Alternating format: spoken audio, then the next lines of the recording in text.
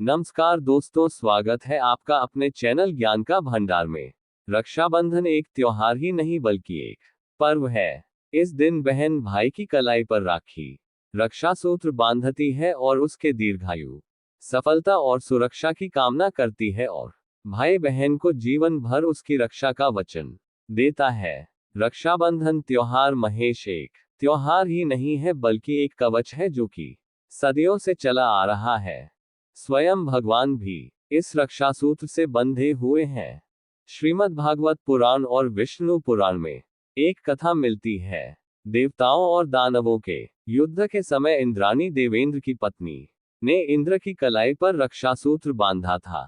उसी रक्षा सूत्र की शक्ति से इंद्र की जीत हुई। इससे पता चलता है कि यह सिर्फ भाई बहन का ही नहीं बल्कि धार्मिक और आध्यात्मिक सुरक्षा का भी पर्व है जो कि अगस्त महीने में पड़ने जा रहा है। इस दिन राखी का बड़ा विशेष महत्व है। राखी केवल एक धागा नहीं होती, ये शुभता, पवित्रता और आत्मीयता का प्रतीक होती है। इसे बांधना एक संस्कार माना जाता है जिससे पारिवारिक संबंध मजबूत होते हैं। इससे बहन भाई का रिश्ता इतना मजबूत हो जाता है कि वह रिश्ता 7 वीडियो तक खत्म नहीं होता। रक्षाबंधन का दिन हिंदू धर्म में नारी को देवी तुल्य माना गया है। रक्षाबंधन का पर्व नारी की रक्षा और उसके अधिकारों का समर्थन करने वाला त्योहार है। ये भाई को याद दिलाता है कि उसकी बहन की सुरक्षा, मान सम्मान और खुशी उसकी जिम्मेदारी है।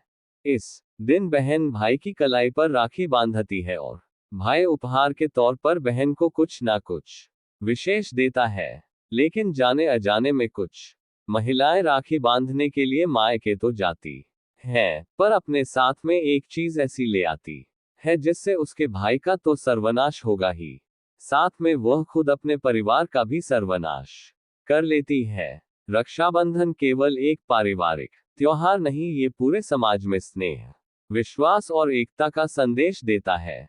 कई क्षेत्रों में ये गुरु शिष्य, राजा प्रजा और मित्रों के बीच भी मनाया जाता था। राखी बांधते समय बहन यन बधोबली राजा मंत्र का जाप करती है, जिससे ये पर्व मंत्र शक्ति और तप की ऊर्जा से जुड़ जाता है। तो सभी माता बहनों से हम यही कहना चाहेंगे कि कहीं आप भी उन महिलाओं में से तो नहीं है जो अपने मायके से इन चीजों को लेकर आते हैं या आपको पता नहीं होता है और आप जाने अनजाने में ले आते हैं, तो अभी कान खोल करके सुन लेना, रुक जाना। लेकिन यह एक चीज मायके से मत लाना। आज हम आपको एक ऐसी दुर्लभ जानकारी देने जा रहे हैं जिसको जानना प्रत्येक महिला के लिए आवश्यक है। कुंवारी कन्याओं से लेकर शादीशुदा महिलाएं सभी अपने भाई की कलाई पर रक्षाबंधन के दिन अच्छा सूत्र बांधती हैं। तो यह उन सभी माता बहनों के लिए है जो अपने मायके जाती हैं और जाने अजाने में यह एक चीज ले आती है। तो चलिए आपका समय ज्यादा ना बर्बाद करते हुए जानकारी आरंभ करते हैं। अगर जानकारी अच्छी लगे तो वीडियो को लाइक करना और इस वीडियो को प्रत्येक बहनों तक जरूर शेयर कर दें ताकि उनका घर भी बर्बाद होने से बच सके। जानकारी आरंभ करने से पहले हम ये जान लेते हैं कि रक्षाबंधन कब है। राखी बांधने का शुभ मुहूर्त क्या है? भाद्र का साया कब से कब तक रहेगा? रक्षाबंधन 2025 की इस वर्ष रक्षाबंधन का पावन पर्व 19 अगस्त 2022 मंगलवार को मनाया जाएगा। परंतु ध्यान रहे कि पूर्णिमा तिथि 18 अगस्त को 3 ना जा 4 से शुरू होकर 19 अगस्त को रात्रि 11:5 टाइम तक रहेगा। तो प्रश्न यह आता है कि अब रक्षाबंधन पर राखी कब बांधना शुभ रहेगा? इसके लिए हम भाद्र सया देखते हैं और शुभ मुहूर्त देखते हैं। 2025 में भद्राकाल 6:30 से लेकर दोपहर 1:15 तक रहेगा, इसलिए इस अवधि में राखी बांधना वर्जित माना जाता है। अब बात कर लेते हैं शुभ मुहूर्त की।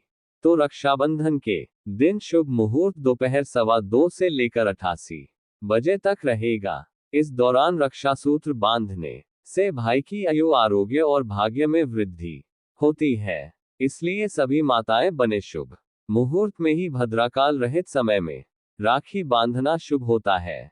चलिए माताएं बहनों, अब हम जान लेते हैं कि रक्षाबंधन के दिन राखी बांधने की विधि क्या है और थाली कैसे सजाना है, इसके बाद हम आपको बताएंगे कि कौन सी चीज मायके से नहीं लाना है। तो चलिए जानते हैं रक्षा सूत्र बांधने की विशेष विधि, जो कि प्रत्येक बहन को जरूर ही करना चाहिए। इससे वह भाई के प्रति अपनी प्रेम भावना और भाई तरक्की पर आ सके। शुभ मुहूर्त में राखी बांधना और सही नियम से पूजा करना अति उत्तम होता है और हमेशा ही लाभ प्रदान करता है। रक्षाबंधन के दिन सभी बहनों को सबसे पहले प्रार्थना करके पूजा की थाली सजानी चाहिए।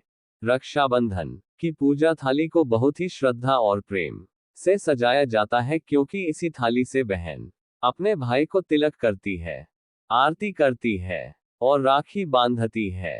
थाली में जो भी सामग्री रखी जाती है उसका अपना एक आध्यात्मिक और सांस्कृतिक महत्व होता है। रक्षाबंधन की थाली में आवश्यक सामग्री उपयोग महत्व राखी रक्षा सूत्र भाई की कलाई पर बांधने के लिए सुरक्षा और प्रेम का प्रतीक अक्षत चावल के दाने तिलक के बाद भाई के मस्तक पर लगाते हैं। शुद्धता और पूर्णता का प्रतीक रोली या कुमकुम तिलक करने के लिए मंगलता और विजय का प्रतीक दिया घी तेल का आरती के लिए शुभता प्रकाश और नकारात्मकता दूर करने के लिए सुपारी और फूल पूजा में उपयोग समर्पण और पवित्रता का संकेत मिठाई लड्डू पेड़ा रसगुल्ला आदि तिलक और राखी के बाद भाई को खिलाते हैं। प्रेम और मिठास बढ़ाने का प्रतीक पानी का छोटा कलश या चम्मच आचमन और पूजा में काम आता है। पवित्रता बनाए रखने के लिए सिंदूर और हल्दी शुभ प्रतीकों के लिए शुभ संस्कारों की अभिव्यक्ति कुछ सिक्के या दक्षिणा भाई को आशीर्वाद स्वरूप देने के लिए समृद्धि और शुभकामना। थाली सजाने का तरीका थाली को पहले साफ करें और उसमें हल्दी कुमकुम से स्वस्तिक बनाएं। एक छोटा दिया थाली के किनारे रखें। राखी रोली अक्षत मिठाई और फूलों को अच्छे से रखें। चाहे तो छोटा सा नारियल भी रख सकते हैं। थाली को फूलों और रंगोली से सजा सकते हैं। इसके बाद भाई की कलाई में भाई दाहिनी कलाई पर राखी बांधते हुए बहन को मन ही मन हरि श्री गणेशाय नमः और अपने कुल देवता का स्मरण करते हुए रक्षा सूत्र बांधना चाहिए। इस दिन भावनाएं ही सबसे बड़ी पूजा होती है। अब आपका ज्यादा समय बर्बाद ना करते हुए चलिए अब हम जान लेते हैं कि मायके से वह कौन सी चीज है जो किसी भी बहन को अपने घर नहीं लाना। रक्षाबंधन के दिन जब बहन अपने मायके जाती है राखी बांधने के लिए, तो उस दिन उसे कुछ खास चीजें मायके से ससुराल वापस नहीं लानी चाहिए। हिंदू परंपराओं और लोक मान्यताओं के अनुसार कुछ चीजों को मायके से लाना अशुभ और रिश्तों में दरार या दरिद्रता लाने वाला माना गया है। नीचे हम एक एक करके उन चीजों की सूची दे रहे हैं जो भूलकर भी रक्षाबंधन के दिन मायके से वापस नहीं लानी चाहिए, और साथ में ये भी बताएंगे कि क्यों नहीं लानी चाहिए। तो सबसे पहले वस्तु है नमक। किसी भी महिला को मायके से नमक भूलकर भी नहीं लाना चाहिए, क्योंकि नमक को रिश्तों की मिठास और स्थिरता से जोड़ा जाता है। रक्षाबंधन के दिन नमक लाने से रिश्तों में खटास और अशांति आती है। ये भी माना जाता है कि नमक लाने से बहन के ससुराल में दरिद्रता या क्लेश आ सकता है। चलिए जान लेते हैं दूसरी वस्तु के बारे में। तो दूसरी वस्तु है तेल। जाने अजाने में जो भी महिलाएं अपने मायके से रक्षाबंधन के दिन तेल ले आती हैं जो रसोई घर में उपयोग होता है, तो इस दिन भूल कर भी मत लाना, क्योंकि तेल को अशुद्धता और तामसिकता से जोड़ा जाता है। रक्षाबंधन जैसे पवित्र दिन पर इसे मायके से लाना बुरा फल देता है। मान्यता है कि इससे ससुराल में नेगेटिव ऊर्जा का प्रवेश होता है और परिवार में रोग या तनाव की स्थिति बन सकती है। तीसरी वस्तु है बची हुई मिठाई या भजन। इस दिन सभी घर में तरह तरह के पकवान मिठाइयाँ बनाई जाती हैं, और वह मिठाइयाँ जो कि बच जाती हैं, तो महिलाएं जाने अनजाने में उन बची हुई मिठाइयों को या भोजन को अपने घर पर ले आते हैं। तो इस गलती को करने से बचे और हो जाएं सावधान। बासी चीजें रक्षाबंधन जैसे पवित्र दिन पर अशुद्ध मानी जाती हैं। मान्यता है कि इससे पूजा में दोष लगता है और भाई के जीवन में मिठास की जगह कठिनाइयां आ सकती हैं। ये तो थी कुछ रसोई और किचन से संबंधित 3 वस्तुएं जो कि किसी भी महिला को अपने मायके से नहीं लाना चाहिए, और कुछ ऐसी सामग्री भी हैं जो डेली उससे आती हैं जो कि घर के कामों में ज्यादा उपयोगी होती है। तो वह सामग्री भी हम जान लेते हैं, जो कि जाने अनजाने में महिलाएं मायके से अपने घर ले आती हैं। तो कान खोल कर के सुन लें, अन्यथा लगेगा घोर पाप। आप घर में लक्ष्मी को नहीं, अलक्ष्मी को आमंत्रण कर रहे हैं, इसलिए हो जाए सावधान। तो सबसे पहले वस्तु है जो किसी भी महिलाओं को अपने घर मायके से नहीं लाना चाहिए, झाड़ू। झाड़ू को मां लक्ष्मी का प्रतीक माना जाता है। इसे मायके से लाना लक्ष्मी के अपमान के समान होता है। झाड़ू लाने से बहन के ससुराल में धन की हानि, कर्ज और कलह बढ़ सकती है, और घर से माता लक्ष्मी रोस्ट होकर चली जाती है। जिस घर में कंगाली आना शुरू हो जाती है, इसलिए भूलकर भी अपने मायके से झाड़ू अपने घर मत लाना, अन्यथा इसका नतीजा आपको स्वयं भुगतना पड़ सकता है। दूसरी वस्तु है चाकू या धारदार वस्तुएं। कुछ ऐसी वस्तुएं हैं धारदार, जैसे कैंची सी, चाकू में कटा ब्लड। ये कुछ ऐसी वस्तुएं हैं जो डेली वक्त उसे आती हैं। तो महिलाएं जाने अनजाने में अपने प्रश्न में डाल लाती हैं या अपने साथ में ले आती हैं। तो इन चीजों को भूल से भी नहीं लाना। धारदार चीज रिश्तों में कटाव लाती है। रक्षाबंधन का त्योहार आपसी प्रेम भावना का प्रतीक है, लेकिन यह धारदार वस्तुएं बहन और भाई, यहां तक कि ससुराल वालों के बीच में दूरियां बढ़ा देती हैं, जिससे रिश्तों में दरार पैदा हो जाती है। इसलिए इन धारदार चीजों को लाने से बचना चाहिए। तीसरी वस्तु काले रंग की वस्तुएं। अब काले रंग में कुछ भी सामग्री आ सकती है, जैसे काला कपड़ा, कल पर काले जूते, काले चप्पल, क्योंकि काला रंग नकारात्मकता और शनि से जुड़ा हुआ है। जो महिलाएं काले रंग की वस्तुएं अपने घर में लेकर आती हैं, वह स्वयं शनि की साढ़ेसाती का शिकार हो जाते हैं। रक्षाबंधन पर कल वस्तुओं को लाने से बचना चाहिए, क्योंकि यह अशुभ माना जाता है।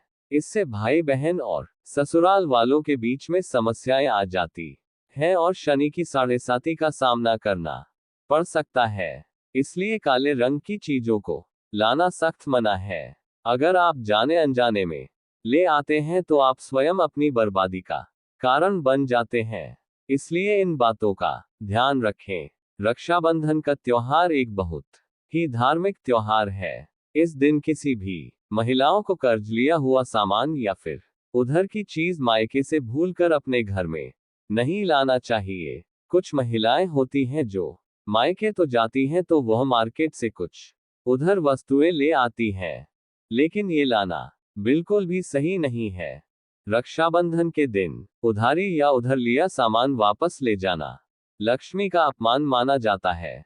मान्यता है कि इससे घर की बरकत रुक जाती है, पैसे की किल्लत झेलनी पड़ती है, घर में दूसरों का वास हो जाता है।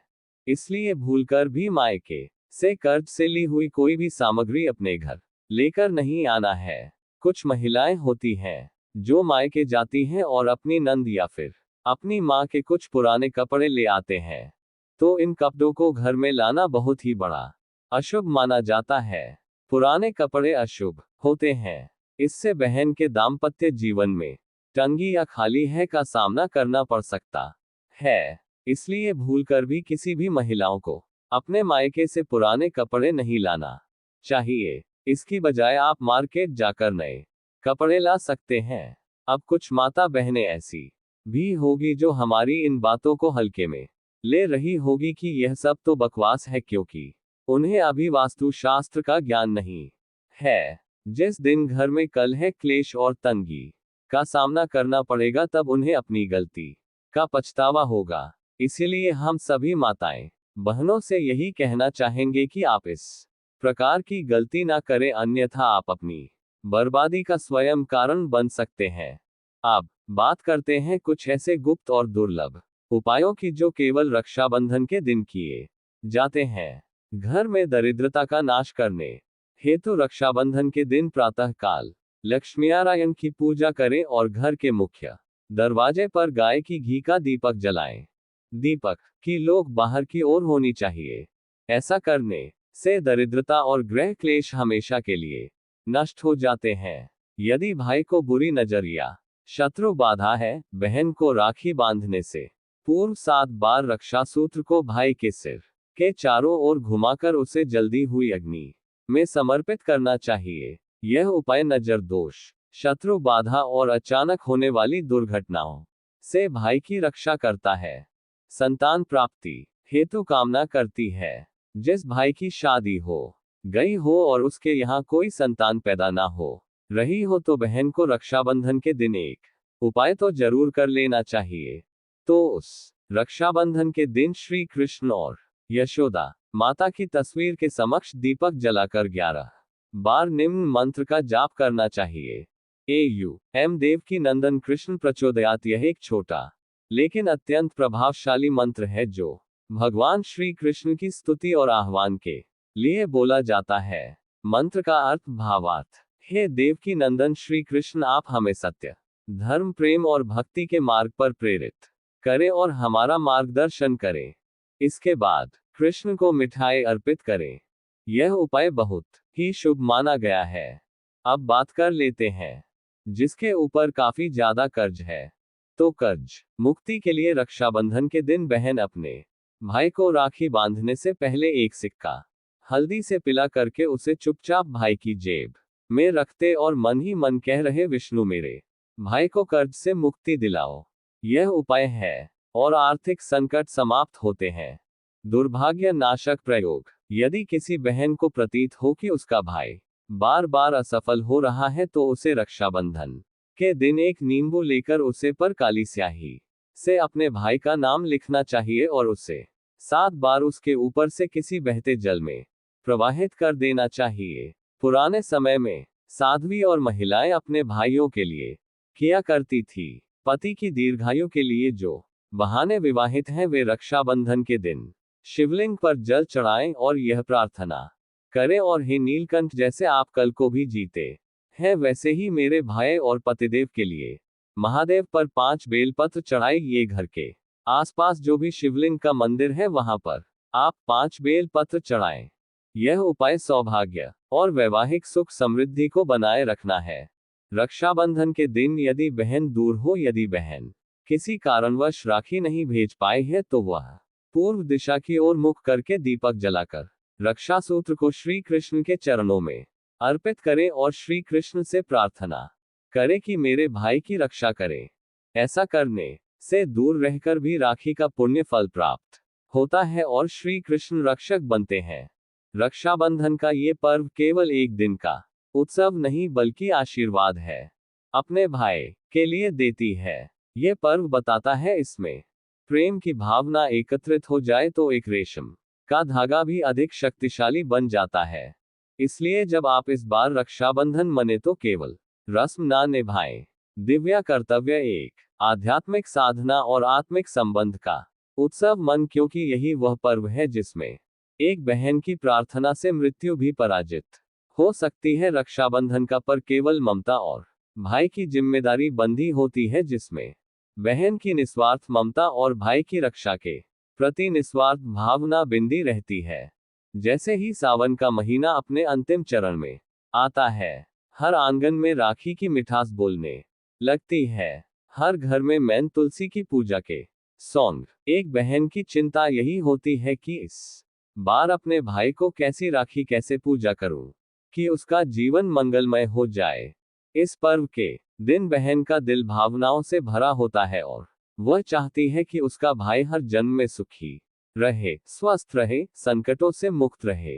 यह पर्व मात्र एक परंपरा नहीं बल्कि वह युगों से हर रिश्ते की मर्यादा को आज का दिन बहनों की भावनाओं, उनके विश्वास और उनके अंतर्मन की उसे शक्ति का प्रतीक है जो एक छोटे से रक्षा सूत्र में समाहित हो जाती है। पौराणिक काल रक्षाबंधन का उल्लेख मिलता है। देवताओं के देवेंद्र जब असुरों से युद्ध में पराजय की ओर थे तब उनकी पत्नी सच्ची देवी ने उन्हें रक्षा के लिए एक पवित्र धागा बांधा था जिसे रक्षा सूत्र कहा गया। वह सूत्र केवल रेशम का नहीं था, बल्कि उसमें मंत्र शक्ति, श्रद्धा और आस्था का समावेश। उसी दिन से रक्षा सूत्र की परंपरा शुरू हुई और कालांतर में यही परंपरा रक्षाबंधन के पर्व के रूप में स्थापित हो गई। महाभारत में द्रौपदी ने जब श्री कृष्ण की अंगुली से रक्त बहता देख तो उसने तुरंत अपने आंचल का एक टुकड़ा फाड़कर उनकी उंगली पर बांध दिया। वह केवल एक साधारण पट्टी नहीं थी, वह एक रक्षा सूत्र बन गई। श्री कृष्ण ने इस समय प्रतिज्ञा की कि जब भी द्रौपदी पर कोई संकट आएगा, वह उसकी रक्षा करेंगे। यही कारण था कि चीर हरण की उसे धारण घड़ी में श्री कृष्ण ने अपने वचन को निभाया और द्रौपदी की लाज की रक्षा की। रक्षाबंधन केवल भाई बहन तक सीमित नहीं है, ये पर्व रिश्तों की पवित्रता का उत्सव है। इतिहास में रानी करुणावती ने मुगल बादशाह हुमायूं को राखी भेजी थी और हुमायूं ने उसे बहन मानते हुए उसकी रक्षा के लिए युद्ध किया। ये प्रसंग बताता है केवल रक्त संबंध नहीं, भावनात्मक संबंधों को भी धारण करती है। वर्ष 2025 में रक्षाबंधन का पर्व अत्यंत शुभ संयोगों के साथ आ रहा है। श्रावण मास की पूर्णिमा तिथि के साथ साथ शुभ नक्षत्र, अभिजीत मुहूर्त और भद्रा रहित समय का योग बन रहा है। इस बार यह पर्व न केवल भावनात्मक दृष्टि से भी अत्यंत फलदायक सिद्ध होगा, बल्कि आज धार्मिक दृष्टि से भी बहुत पवित्र त्योहार होने वाला है। इस दिन हमने आपको जो भी उपाय बताए वह आपको जरूर ही करना चाहिए। इनका पालन करने से रक्षाबंधन पर किसी भी प्रकार का कोई दोष नहीं लगता और त्योहार बहुत ही शुभ मुहूर्त में और नियम अनुसार बन जाता है। भाई हमेशा तरक्की की राहों पर चलता है। अगर रक्षाबंधन से संबंधित ये जानकारी आपको थोड़ी सी भी अच्छी लगी हो तो वीडियो को लाइक करें। चैनल पर नए हैं तो चैनल को सब्सक्राइब जरूर ही कर लें ताकि इसी प्रकार की ज्ञान से भरपूर जानकारी आपको सीधे माध्यम से प्राप्त हो सके। वीडियो के अंत तक बने रहने के लिए आप सभी का धन्यवाद। मिलते हैं एक और नई वीडियो के साथ, तब तक के लिए नमस्कार।